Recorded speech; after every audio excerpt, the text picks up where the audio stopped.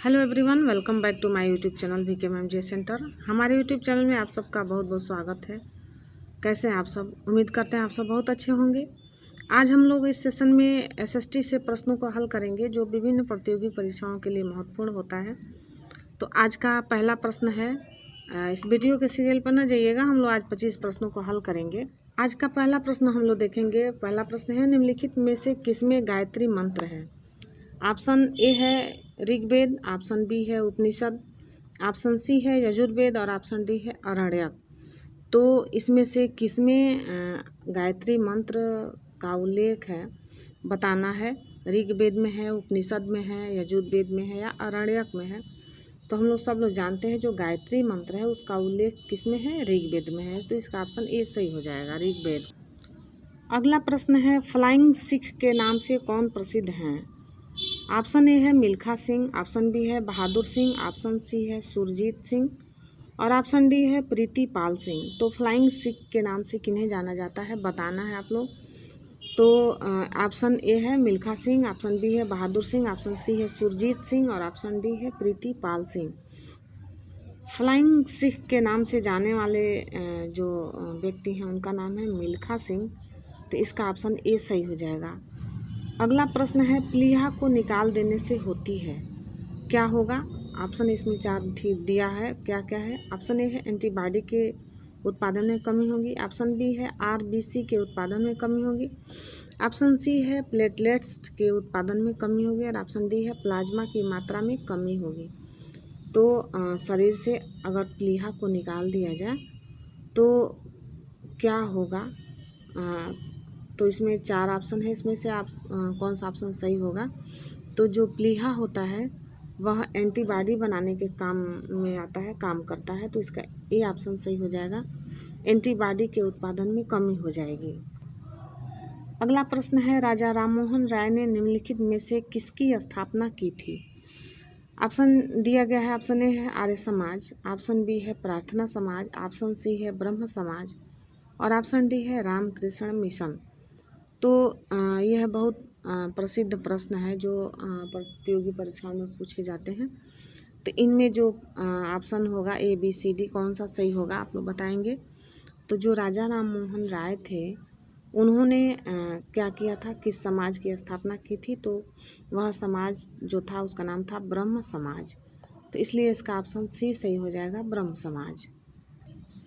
अगला प्रश्न है, जब कोई जहाज नदी से समुद्र में प्रवेश करता है तो क्या होता है? ऑप्शन ए है वह थोड़ा सा ऊपर उठ जाता है, ऑप्शन बी है वह थोड़ा सा नीचे चला जाता है, ऑप्शन सी है वह उसी स्तर पर रहता है और ऑप्शन डी है वह जिस द्रव्य से बना है उसके आधार पर ऊपर उठता है या नीचे जाता है। तो इस प्रश्न का जो सही आंसर होगा वह क्या होगा, यानी कि एक जो जहाज है उसको नदी से समुद्र में प्रवेश कराया जाता है तो क्या होता है? तो हम लोग देखते हैं कि जो जहाज होता है वह नदी में थोड़ा सा उसके स्तर में, नदी के स्तर में थोड़ा सा नीचे चलता है, लेकिन जब वो समुद्र में जाता है तो वह क्या होता है कि वह थोड़ा सा ऊपर उठ जाता है, क्योंकि समुद्र का जो जल होता है वो खारा होता है। तो इसलिए इसका ऑप्शन ए सही हो जाएगा, वह थोड़ा सा ऊपर उठ जाता है। अगला प्रश्न है, ग्रेशम का नियम निम्नलिखित में से किससे संबंधित है? ऑप्शन ए है मुद्रा का प्रचलन से, ऑप्शन बी है आपूर्ति एवं मांग से, ऑप्शन सी है घाटे की अर्थव्यवस्था से और ऑप्शन डी है विदेशी व्यापार से। वह ग्रेशम का नियम जो है किस पे लागू होता है बताना है। तो सब लोग जानते हैं कि जो ग्रेशम का नियम है वह मांग और आपूर्ति से नहीं संबंधित है, घाटे की अर्थव्यवस्था से नहीं संबंधित है और विदेशी व्यापार से भी संबंधित नहीं है, लेकिन यह किससे संबंधित है? मुद्रा का प्रचलन से संबंधित है। तो इसलिए इसका ऑप्शन ए सही हो जाएगा कि जो ग्रेशम का नियम है वह मुद्रा के प्रचलन से संबंधित है। अगला प्रश्न है, असमान द्रव्यमान वाले 2 पत्थर समान वेग से ऊर्ध्वाधर ऊपर फेंके गए हैं, निम्नलिखित में से क्या घटित होगा? ऑप्शन ए है भारी द्रव्यमान अधिक ऊंचाई तक जाएगा, ऑप्शन बी है हल्का द्रव्यमान अधिक ऊंचाई तक जाएगा, ऑप्शन सी है दोनों बराबर ऊंचाई तक जाएंगे और ऑप्शन डी है उनमें से कोई भी अधिक ऊंचाई तक जा सकता है। तो असमान द्रव्यमान वाले दो पत्थर को समान वेग से ऊर्ध्वाधर रूप से ऊपर फेंका गया है। तो कोई दो पत्थर है जिसका द्रव्यमान समान नहीं है, असमान है, तो वह क्या होगा? तो निम्नलिखित में से क्या घटित होगा? तो ऑप्शन दिया गया है, 4 ऑप्शन है, बताना है इनमें से क्या होगा। अब हम लोग इस प्रश्न के अनुसार देखते हैं कि असमान द्रव्यमान वाले दो पत्थर जब समान वेग से ऊर्ध्वाधर रूप से फेंके जाते हैं तो दोनों बराबर ऊंचाई तक जा सकते हैं। ये ऑप्शन सही हो जाएगा, इसका ऑप्शन सी सही होगा।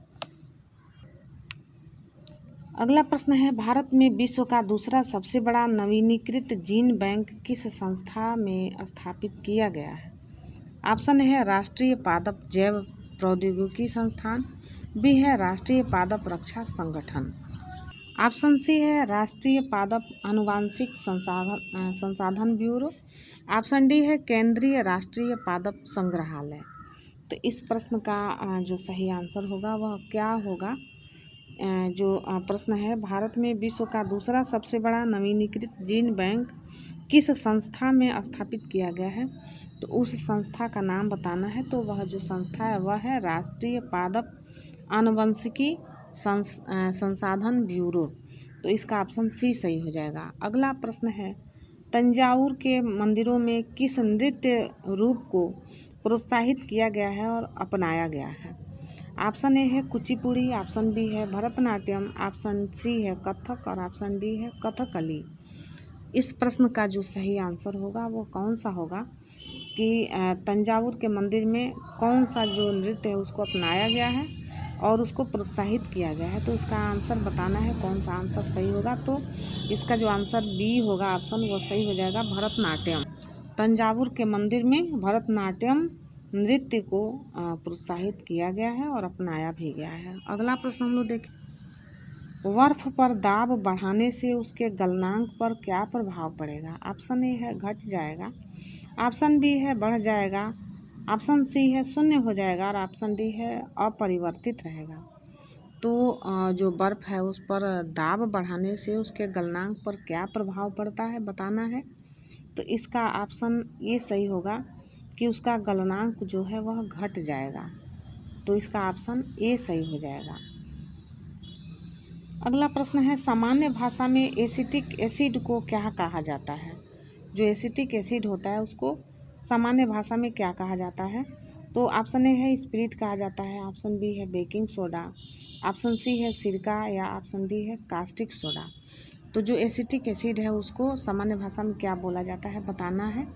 तो इसका जो ऑप्शन सी होगा वह सही होगा, क्योंकि जो एसिटिक एसिड है उसको सामान्य भाषा में सिरका बोला जाता है। अगला प्रश्न है, पौधों में जल का परिवहन किसके माध्यम से होता है? जो पौधे होते हैं उसमें जल का परिवहन किसके माध्यम से होता है? तो बताना है। ऑप्शन ए है कैम्बियन, ऑप्शन बी है फ्लोएम, ऑप्शन सी है एपिडर्मिस और ऑप्शन डी है जाइलम। तो जो पौधे होते हैं उसमें जो जल का परिवहन होता है वो जाइलम के द्वारा होता है, इसलिए इसका ऑप्शन डी सही हो जाएगा, जाइलम। अगला प्रश्न है, किसी द्रव के पृष्ठ तनाव का प्रमुख कारण है? किसी द्रव का जो पृष्ठ तनाव होता है उसका प्रमुख कारण क्या होता है? ऑप्शन ए है अणुओं के मध्य असंजक बल, ऑप्शन बी है अणुओं के मध्य ससंजक बल, ऑप्शन सी है अणुओं के मध्य गुरुत्वाकर्षण बल और ऑप्शन डी है अणुओं के मध्य विद्युत बल। तो इस प्रश्न का कौन सा ऑप्शन सही होगा बताना है कि जो द्रव है इसका पृष्ठ तनाव का मुख्य कारण क्या होता है। तो इसका कौन सा ऑप्शन सही होगा बताएंगे आप लोग। तो इसका जो ऑप्शन बी है अणुओं के मध्य ससंजक बल, तो यह उसके पृष्ठ तनाव का मुख्य कारण होता है किसी द्रव के। अगला प्रश्न है, तराइन की पहली लड़ाई में पृथ्वीराज ने किसको पराजित किया था? तो इसमें ऑप्शन है महमूद गजनवी को, ऑप्शन बी है कुतुबुद्दीन ऐबक को, ऑप्शन सी है मोहम्मद गोरी को और ऑप्शन डी है अलाउद्दीन खिलजी को। तो हम लोग जानते हैं कि तराइन की जो पहली लड़ाई हुई थी वह किसके किसके मध्य हुई थी? तो वह पृथ्वीराज चौहान और मोहम्मद गोरी के बीच हुई थी। तो इसका जो ऑप्शन सी होगा वह सही हो जाएगा, ऑप्शन सी मोहम्मद गोरी। तराइन के युद्ध में पृथ्वीराज ने मोहम्मद गोरी को पराजित किया था। अगला प्रश्न है, मृदा और शैल खंडों के नीचे खिसकने की घटना को क्या कहा जाता है? ऑप्शन है ए है भूस्खलन, ऑप्शन बी है मृदा प्रवाह, ऑप्शन सी है अपसल्कन या अपपत्रण और ऑप्शन डी है अपक्षय। तो इसमें जो 4 ऑप्शन है उसमें कौन सा ऑप्शन सही होगा? जो मृदा और शैल खंड है इसके नीचे खिसकने की घटना को भूस्खलन कहा जाता है। इसका ऑप्शन ए सही हो जाएगा। अगला प्रश्न है, संविधान के किस संशोधन ने मौलिक अधिकारों की अपेक्षा राजनीति के निदेशक सिद्धांतों को अधिक महत्वपूर्ण बना दिया है? ऑप्शन है 42वां संशोधन, ऑप्शन बी है 44वां, ऑप्शन सी है 52वां और ऑप्शन डी है 56वां। तो इसमें सही ऑप्शन कौन सा होगा इसका? जिसमें क्या है कि संविधान में जो संशोधन हुआ था मौलिक अधिकार इसकी अपेक्षा राजनीति निदेशक के सिद्धांतों को अधिक महत्वपूर्ण बना दिया गया है। तो वह कौन सा संशोधन था उसके द्वारा बनाया गया है? तो यह जो संशोधन था 42वां संशोधन इसके तहत बनाया गया था। तो इसलिए इसका ऑप्शन ए सही हो जाएगा। अगला प्रश्न है, पृथ्वी के दोनों ओर कौन से ग्रह हैं? ऑप्शन ए है मंगल और बृहस्पति, ऑप्शन बी है बुध और शुक्र, ऑप्शन सी है शुक्र और शनि, ऑप्शन डी है मंगल और शुक्र। तो इस प्रश्न का जो आंसर होगा कौन सा सही होगा कि पृथ्वी के दोनों ओर कौन से ग्रह हैं बताना है कि जो पृथ्वी है इसके दोनों ओर कौन से ग्रह हैं। तो वो ग्रह जो है वह है मंगल और शुक्र। तो इसलिए इसका जो ऑप्शन होगा डी वह सही हो जाएगा। अगला प्रश्न है, रॉकीज, एंडीज, एटलस व हिमालय किस प्रकार के पर्वतों के उदाहरण हैं? इसका ऑप्शन दिया गया है, ऑप्शन ए है वलित, ऑप्शन बी है अवशिष्ट, ऑप्शन सी है ब्लॉक्स और ऑप्शन डी है ज्वालामुखी। तो ये जो रॉकीज पर्वत है, एंडीज पर्वत है, एटलस व हिमालय पर्वत है, यह किस प्रकार के पर्वतों के उदाहरण है? तो हम लोग जानते हैं कि ये जो पर्वत हैं रॉकीज, एंडीज और एटलस और हिमालय, ये वलित पर्वत हैं और ये नए पर्वत हैं, नवीन पर्वत हैं। तो इसलिए इनका ऑप्शन जो होगा वह ए सही हो जाएगा, वलित। अगला प्रश्न है, भारत में उगाई जाने वाली अधिकतर कॉफ़ी की किस्म है, कौन सी किस्म है? ऑप्शन ए है ओल्ड चिक्स, ऑप्शन बी है कुर्गस, ऑप्शन सी है अरेबिका और ऑप्शन डी है कैंटस। तो भारत में जो उगाई जाने वाली कॉफ़ी की किस्म है वो जो अधिकतर उगाई जाती है वो कौन सा है बताना है। इसमें कौन सा ऑप्शन सही होगा? तो इसका ऑप्शन जो सी है अरेबिका, यह सही होगा क्योंकि अरेबिका किस्म जो है भारत में सर्वाधिक उगाई जाती है। अगला प्रश्न है, मत देने का अधिकार होता है, कौन सा अधिकार होता है बताएंगे? ऑप्शन ए है राजनीतिक अधिकार, ऑप्शन बी है नागरिक अधिकार, ऑप्शन सी है आर्थिक अधिकार, ऑप्शन डी है कानूनी अधिकार। जो मत देने का अधिकार होता है वह कौन सा अधिकार होता है? तो इस प्रश्न का जो सही ऑप्शन होगा वह कौन सा होगा? जो मत देने का अधिकार होता है वो प्रत्येक नागरिक का राजनीतिक अधिकार होता है, यानी कि राज्य के नागरिकों को देश के संविधान द्वारा प्रदत्त सरकार चलाने हेतु अपने प्रतिनिधि निर्वाचित करने का अधिकार को मताधिकार कहते हैं। जनतांत्रिक प्रणाली में इसका बहुत महत्व है। लोकतंत्र की नींव मताधिकार पर रखी जा सकती है। तो इसलिए इसका जो ऑप्शन होगा ए सही हो जाएगा, राजनीतिक अधिकार। अगला प्रश्न है, प्रधानमंत्री नरेंद्र मोदी ने 15 अगस्त 2021 को कब तक देश को ऊर्जा स्वतंत्र बनाने का लक्ष्य रखा है? ऑप्शन है 2045 तक, ऑप्शन बी है 2030 तक, ऑप्शन सी है 2047 तक और ऑप्शन डी है 2050 तक।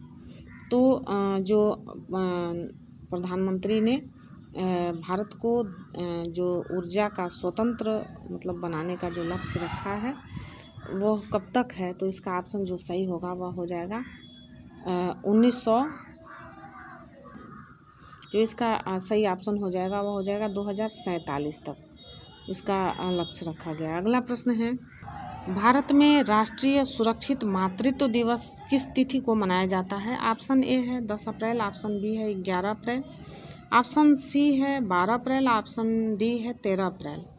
तो भारत में राष्ट्रीय सुरक्षित मातृत्व दिवस जो मनाया जाता है वह कब मनाया जाता है बताना है। तो इसका ऑप्शन जो है बी 11 अप्रैल, इस 11 अप्रैल को राष्ट्रीय सुरक्षित मातृत्व दिवस मनाया जाता है। तो इसका ऑप्शन बी सही हो जाएगा। अगला प्रश्न है नोबेल पुरस्कार किसमें योगदान के लिए नहीं दिया जाता है। तो जो नोबेल पुरस्कार है वह किस क्षेत्र में योगदान के लिए नहीं दिया जाता है। यहाँ पे एक नोटिस करने की बात है, यहाँ नहीं पूछा है तो इसमें नहीं देखना है। ऑप्शन ए है शांति, ऑप्शन बी है चिकित्सा, ऑप्शन सी है अर्थशास्त्र और ऑप्शन डी है कंप्यूटर विज्ञान। तो नोबेल पुरस्कार जो है वह किसके योगदान में नहीं दिया जाता है, तो इसमें बताना है कौन सा ऑप्शन सही हो जाएगा। तो इसका जो ऑप्शन डी है कंप्यूटर विज्ञान, इसके क्षेत्र में नोबेल पुरस्कार नहीं दिया जाता है, तो इसका ऑप्शन डी सही हो जाएगा। अगला प्रश्न है द्वैध शासन किस अधिनियम द्वारा लागू किया गया था। ऑप्शन ए है भारत सरकार अधिनियम 1909, ऑप्शन बी है भारत सरकार अधिनियम 1919, ऑप्शन सी है भारत सरकार अधिनियम 1935 और ऑप्शन डी है उपरोक्त में से कोई नहीं। तो जो द्वैध शासन प्रणाली था वह किस अधिनियम के द्वारा लागू किया गया था, बताना है इसका आंसर कौन सा सही होगा। तो इसका जो बी ऑप्शन है वह सही होगा, क्योंकि भारत सरकार अधिनियम 1919 के द्वारा यह लागू किया गया था। अगला प्रश्न है भारत के अंग्रेजी भाषा के लेखक रस्किन बॉन्ड ने किस पुस्तक में अपने साहित्यिक कैरियर के 70 वर्षों का विवरण दिया है। ऑप्शन ए है how to be a writer, option B है a song of India, option C है रेन इन द माउंटेन्स और ऑप्शन डी है रोड्स टू मंसूरी। तो इस प्रश्न का जो सही ऑप्शन होगा कौन सा होगा, जो रस्किन बॉन्ड थे उन्होंने अपनी पुस्तक में उनके साहित्यिक करियर के जो 70 वर्ष थे उसमें किसका विवरण दिया है। तो इसमें जो सही ऑप्शन होगा इस प्रश्न का वो होगा बी। यह जो पुस्तक है ए सॉन्ग ऑफ इंडिया, इसमें उन्होंने अपने 70 वर्ष के करियर का वर्णन किया है इस पुस्तक में रस्किन बॉन्ड ने, और ये अंग्रेजी भाषा के लेखक हैं। तो आज हम लोग इस सेशन में 25 प्रश्नों को सॉल्व किया है। आप लोग को वीडियो कैसा लगा कमेंट करके बताइएगा। मिलते हैं हम लोग अगले SST के प्रश्नों के साथ। Thanks for watching this video. जय हिंद, वंदे मातरम।